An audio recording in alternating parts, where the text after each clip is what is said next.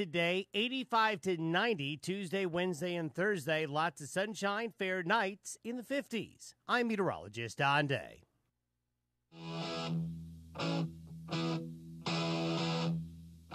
7:35 is the time. It's AM 650, KGAB Radio. My name is Glenn Woods. Thanks for joining me. Sitting in the studio with me is the next candidate in line for governor, Mr. Foster Freeze, candidate for Wyoming governor. Your phone calls will be welcome, 632-6500. And if you're outside of Wyoming, you might want to just wait. By the way, I always tell people, if you're outside of Wyoming, sucks to be you.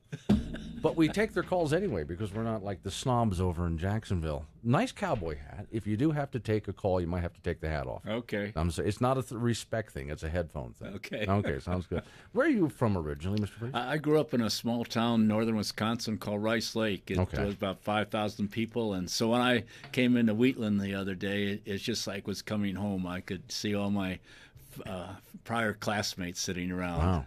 Wow.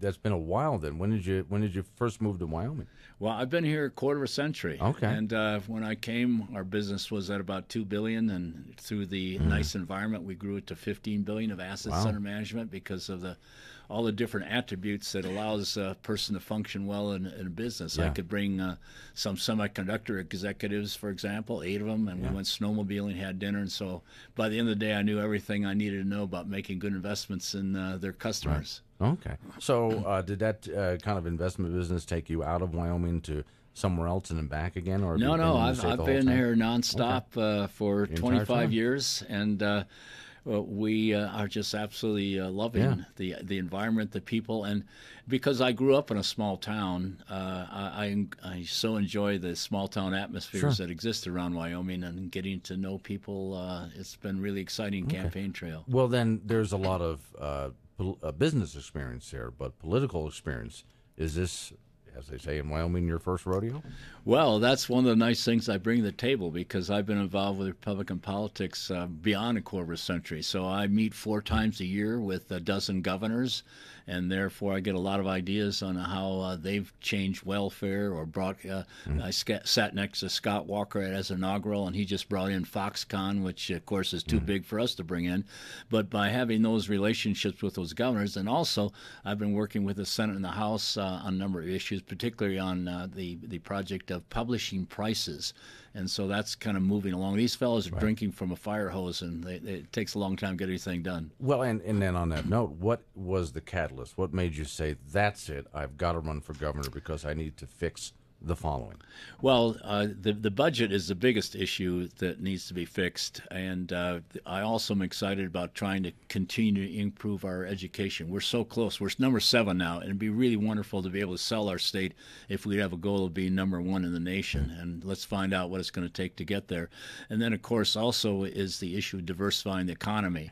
But in doing that, I think we have to be careful that we don't forget our legacy industries. So if oil and gas, which is 70%, if we were go to 75%, that would be just fine. But everybody's concerned about the boom and bust. But the whole trick of that is just you budget for when you're in the low periods, and when the high periods come, you don't put a lot of overhead that has to be met when it dips down. You put that away in a safety net. My guest is Foster Freeze. He's running for governor of the state of Wyoming. Let's go back to the school thing real quick. It's been a big budget problem over the past few years now, which I don't see has been solved in the Wyoming legislature in this past budget session that they had. So are we spending too much, not taking enough in? What do you do to fix the school budget problem? Well, the teacher salary is about $55,000 average, anywhere from 42 to 63, and that's above average. But the important thing is to keep it there. If you have a medical situation, you need a doctor more than you need a hospital. And if you have an educational challenge, you need a teacher more than you need nice schools. For example, at Fort Washakie, they had all the things they need to teach the STEMs, science, technology, engineering, and mathematics. They had all the equipment and the computers, but they didn't have a teacher. Right. So the key thing is, as we look at our educational challenges, the paramount important thing is to make sure we've got the best teachers, well-trained, and also try to get rid of some of the bureaucracy so they can teach. There's so many impediments to the teachers performing well. And if you look at, let's say, $16,000 per student average, or approximately, if you have 16 to 20 kids in a class, that's $320,000 potentially. If the teacher gets 50, where does the other 270 go? So I think there should be some opportunities to look at that. And I'm very excited about something called Open the Books, which allows us to see where that money is going. Right now, we are only one of 3 states. Can you imagine this, Glenn? 47 states have opened the books, so anyone, you could click on and see every salary, every check that's written by the state. And that already exists in the federal government. OpenTheBooks.com would give us the opportunity to know where's the money going, so we can basically know where we can get efficiencies. My guess is Foster Freese. He's running for governor of the state of Wyoming. So diversifying the economy, every single candidate talks about diversifying the economy. But then that brings into play the question of, is it the government's role for economic growth, creating jobs? Is it a private sector role? So what role does the government have in diversifying Wyoming's economy? Well, when our nation started, first President George Washington didn't send down a lot of edicts, so let's put this here and that here. And the entrepreneurs built our country. Carnegie with steel, Ford with automobiles, and Rockefeller with oil. So the function of the government is to create an atmosphere, environment that allows these people to thrive. And that means a favorable tax situation. It means good education. It means good infrastructure.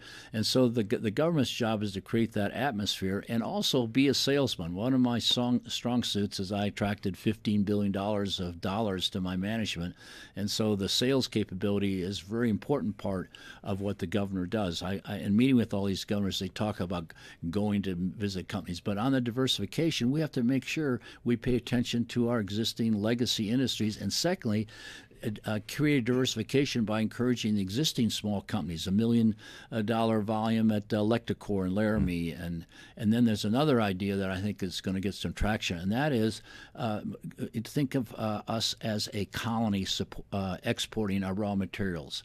Well, we have to put value added. The other people now getting the value added. One way of doing that, Glenn, might be that if we can, instead of shipping cattle, we can ship beef. Remember how Omaha steaks get these huge margins? So we could sell Wyoming beef, and there's a trade delegation going October to Taiwan to do exactly that, and that would be really play into my strong suit, is to taking the cattle, converting it to beef, and selling it around the world. What did you think about Governor Meade's Endow program, which he put in place to diversify the economy? And would you continue that program? My wife, when we first came here, was one of the first co-chairmen with Governor Geringer as chairman of the Wyoming Business Council.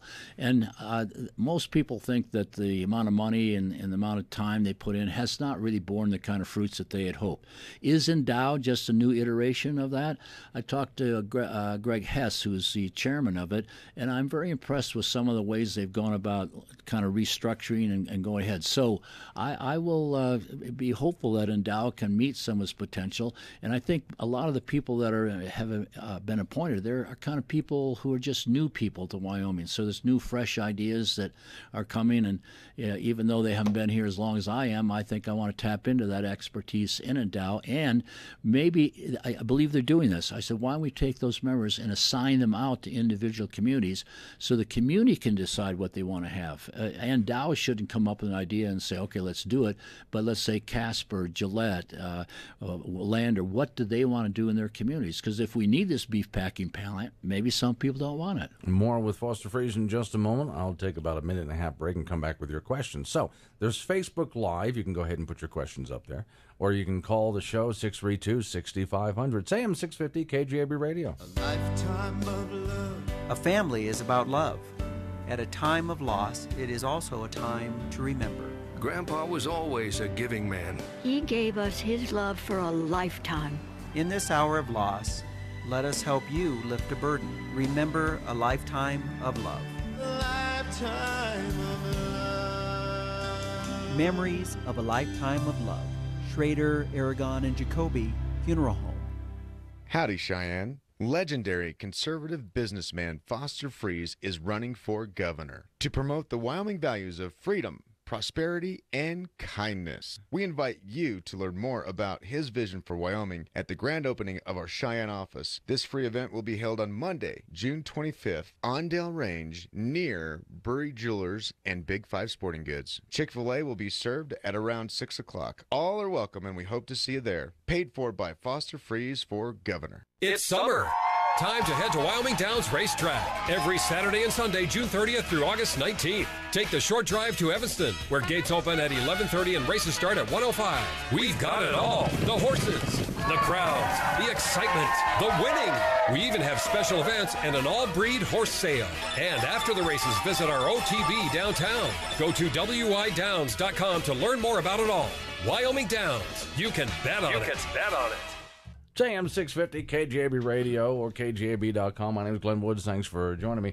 In the studio with me is Foster Freeze, who's running for governor of the state of Wyoming. Your phone calls are welcome. 632-6500 is the number. This is Glenn, who's on the phone. Yes, good morning, Glenn and Mr. Freeze. Had a question on a couple of items that concerns the development of Wyoming. I am a Wyoming native, born here, and for 40 years, all I've heard about is we got to develop Wyoming. Well, every time somebody comes in here, moves in, every time a company wants to come in here, it costs me tax dollars. And I'm about to the extent of the tax dollars that I can afford to pay for developing Wyoming. And I don't see that there's that much improvement.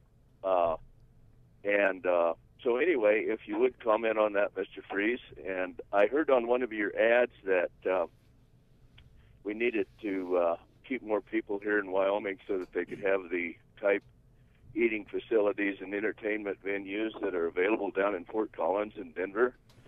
Well, maybe if that's the type venue that people want, maybe they should move there or stay there. So thank you. I'll listen. And let me follow up on that question real quick if I could, because one of the concerns I think the caller might have is we recently had a gun manufacturer, which I was happy to see. They left California, and now they're moving into Sheridan. I loved seeing them come into Wyoming, but boy, the deal that was made to get them here, I think, is the concern of the caller. Well, in my approach, I believe the companies ought to come here because of the infrastructure, the education, and the environment that we create. And it was quite annoying to a young fellow who lost his business during the meltdown in 2007. He's an electric contractor, and he was very upset that some company, I don't know, it's Weatherby you're referring to, got like a $12 million incentive. And I'm very, very eager to instead have the people come here because of the other reasons. And I'm also want to take any money that we do for incentives and give it to existing companies that are already here. Electrocore, for example, let's get better roads to their environment and to their factory in Laramie. And to his issue about developing is costing him tax money. I'm not sure how much of the dollars for diversification go to that effort as compared to the other expenses for health care and for education. That's where a lot of his taxpayers go. But it's very important that we keep our favorable tax environment. There's 9 states that have no income tax, and if we were to ever give that up, it'd be a pretty severe problem. But I'm going to save you this taxpayer. I don't know his name, but I'm going to save you some money. I'm giving away my 4 years' salary, about $500,000 to the small charities around the state, so I can work for you for free. And that means I only have to give 3 promises: that I'll care about you, I'll listen to you, and I'll work hard for you. So I'm very grateful to have that opportunity. I worked very hard when I was younger that made that possible. And in my prior life, I managed $15 billion, which is not a one-man job. And so in order to succeed in the state, being governor isn't a one-man job. So I'm going to lean a lot on little citizen committees to deal with certain issues on water and land reclamation and all the different issues. The people in the state have the answers, and now my job is to take my knowledge and combine those citizens with the answers that make our state even better. Well, it sounds like what President Trump did was when he got into office, he decided just to donate his salary to some worthy cause. Is that where you got the idea from? Well, a lot of people try to think I'm the Trump of Wyoming because I was a huge supporter of him. I spoke on CNN and CNBC, Fox News, Cavuto, and wrote 5 op-eds that the Washington Times published to tell why Trump could become a great president. My success came, Glenn, from pretty much looking at not so much where people are at or where they've been, but what they can become. And you just look all the things that Donald Trump has provided already. Just this morning, it was the issue of civility was being discussed and how he was able to stop the slave markets over in the Middle East of selling women, and he knocked out ISIS, which had been thriving prior to he got there. So when the new sheriff came into town, I think he's done a lot of impressive things. And what's kind of interesting in that civility issue, everybody's upset about the separation of the children from their parents at the border. Why aren't the media talking about that as an Obama policy? Right. That's been going on for so long, but Trump is the one who made the change once he understood what was happening. And I think it's just outrageous, the lack of civility that's taking place on the left, where they're chasing people out of restaurants, and it's pretty disgusting. And civility is a special a value we have here in Wyoming, and let's try to export that to the rest of the nation. A question here. I got several questions, including the caller on hold. To the caller on hold, hang on. Mayor Orr of Cheyenne, Wyoming, says we have 23 counties and 48 school districts, each with their own top administration. So would you be willing, Mr. Freeze, to reduce the number of districts, at school districts? I think there's a issue there that has to be done on the local level. If you have a school district in a given town and you want to cooperate with the nearby one, might be 8 miles away, that should be your decision. And I'm not sure a governor should impose what the people want. Education. The more localized we can have these decisions, the better. And you can have an intrusive federal government, a state government, and a county government. So let's see if there are efficiencies there, and that could be a possibility. We get back to the whole idea, if we have $16,000 expenditure per student and figure $320,000, as I said earlier, teacher gets 50 words. Let's figure out where the rest goes, and I think that could provide some opportunities, but that's up to the people in those districts. My guest is Foster Freeze. He's running for governor of the state of Wyoming. Back to the phones I go. This is Glenn. Thanks for waiting. Who's on with us? Yes, sir. I have 2 questions. What do you think about the convention of states to straighten the federal government out? And if you don't know about the convention of states, I suggest you let Glenn tell you how to get a hold of Ron Guile and Gillette. And also, too, if you're going to attain the governor's seat and be a resident of this city, you should know that the city council and the county commissioners are doing everything they can to shove Fort Collins down our throat with all their rules and regulations and roundabouts and bike lanes and everything else. And I'd like to know how you feel about that. Thank you. Well, on the second question, those decisions are going to be made by the people of Cheyenne, and the county commissioners or city council are voting that. They're representing you, and if things you don't like, that's your responsibility to get your other folks in line to go ahead and try to remove that. And then tell me your first question again. And I've already let him go here. The first question was about the Convention of States. Oh, yes, I'm sorry. Well, I've been a contributor to that. I've sent money to Mark Meckler, who heads it up, and I believe Tom Coburn has come in to help him on that. And a lot of people are fearful that it would be a runaway convention with a lot of bad things happening. But basically, I don't think you have to worry about that because of how it has to be approved by, I believe, 38 states before anything can be changed. So I'm supportive of the Convention of States. I think it could be an answer to try to remove a lot of the things the federal government has usurped and get it back to the states. I've been working very hard with some of my contacts in the Senate and with Rick Santorum, the former senator, to encourage him to move all the federal money for Medicare and Medicaid to the states. It's called block granting, but to make it a little simpler, the President of the United States, Donald Trump, writes a check to the governor of Wyoming, and then we get to spend that money here. So that's another 10th Amendment goal, I guess, which I'm very much a fan of the 10th Amendment. You just mentioned Medicaid, which is interesting because one of the viewers on Facebook was asking the question about that. And see, this is, well, I think it was Stephen. No, anyway, one of the questions was, are you in favor of Medicaid expansion? I believe the federal poverty level should be adjusted to rural states, and I'm not sure that that level is what we should use to expand Medicaid. The problem with the expansion of Medicaid, you're going to find a lot of people who are able-bodied and making a lot of income as a healthy individual who shouldn't be able to qualify for Medicaid. The important thing is, which I've been championing for some time, is to convert what are called high-risk pools into a better name called a safety net. Most of them are not well-funded, but in talking with the hospital executives around the state, that a safety net would be very helpful because they continue to provide the care but sometimes don't get reimbursed for it. I also started something called patientsusa.com, and if you look on that, you'll see the attempts I've been making to having published prices of all medical costs, and we've now got 6 senators working on that, 3 on each side of the aisle. And to give you an example, I was asked by my doctor to go to a special test, a blood test I needed, and I called the hospital where she told me to go is $146. Half price if I pay cash, $73. I went to a lab 1 mile away, and got it for $13. There you go. That's the market system. I'm running out of time. You'll have just seconds to answer this question here.